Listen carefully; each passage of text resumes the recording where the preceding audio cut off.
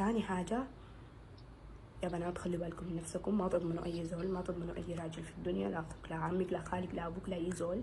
تالت حاجة، أطلبوا المساعدة يا بنات، أطلبوا المساعدة، أطلبوا المساعدة. لو تعرفت تتحرش أنا ذات رسل لي، مع إنه أنا حاليا منهارة، لكن المهم إذا عندك طريقة ترسل لي رسلي لي. إذا عندك طريقة، إذا ما عندك يعني زول تحكي له، إذا عندك أختك في البلد قريبة لك أحكي لها. ما تخلي الموضوع يعني. والله ذات خروف جد يا أخي، دي عليك الله اللي بتبكي من عشانه. بعد كلامك ده كله تاني أرجوك أرجوك نكون أصدقاء. ما عايز أشوفك ولا تشوفني، بس نكون أصدقاء ونكون زي أول. يا أخي أنت اللي عاجبك فيها شنو عليك الله؟ وين البيتزات اللي بكلها وبعملوا لها الكلام ده؟ فالقينا نباه في الانترنت وعاملين لنا بقى ترند، أوه نحلة نحلة نحلة نحلة. شنو يا جماعة؟ وين النحلة هسي هنا؟ لا يا غايتي سبحان الله. إن شاء الله بس أخوة ميسرة زي ما بقولوا يتعلموا. يا أخي أنت ده شقى سنين، يا أخي شقى سنين تكبوا في زي ما بقولوا واحدة يا أخي تلقاه في السوشيال ميديا، يعني حتكون نابعة يعني مثلا.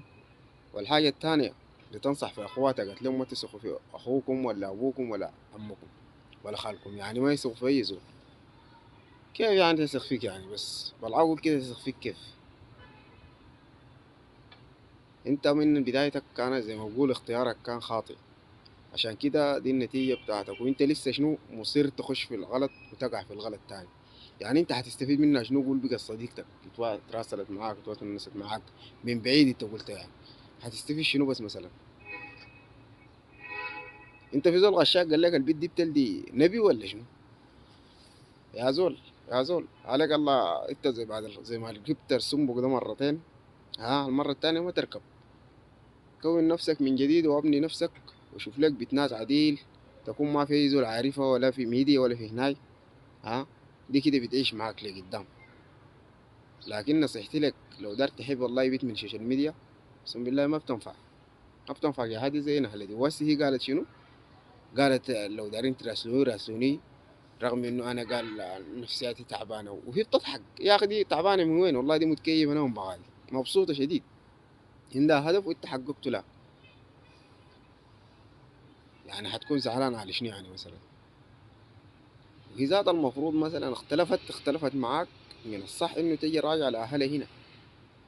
وانت الذهب اللي قلت دار ترجعه لا، ده الذهب اللي قلت لها تعالي شيليه ده تعالي هنا ده، هي ممكن تشيل الذهب ده تتصرف تبيعه، تجي راجع لاهلها لو صاحي بتناس. لكن هي اصلا من يوم شنو زي ما بقولوا مطلوقه ولقت الطلقه. دي الحاجة اللي استفادت منها من رحلتها، وعندها ذات ما بقولوا برنامج مخططة له عديل من هنا. عارفة أي حاجة زي ما صديقتها اللي قالتها دي، وأول عزاب المشت قعدت معاهم دي برنامج يعني متكتك جاهز، ما عندها مشكلة غاية وربنا يعوضك. والبكا ما في حل حاجة، البكا ما بيحل لك مشكلة، عرفتها؟ يعني ما في داعي تبكي، انت زول راجل.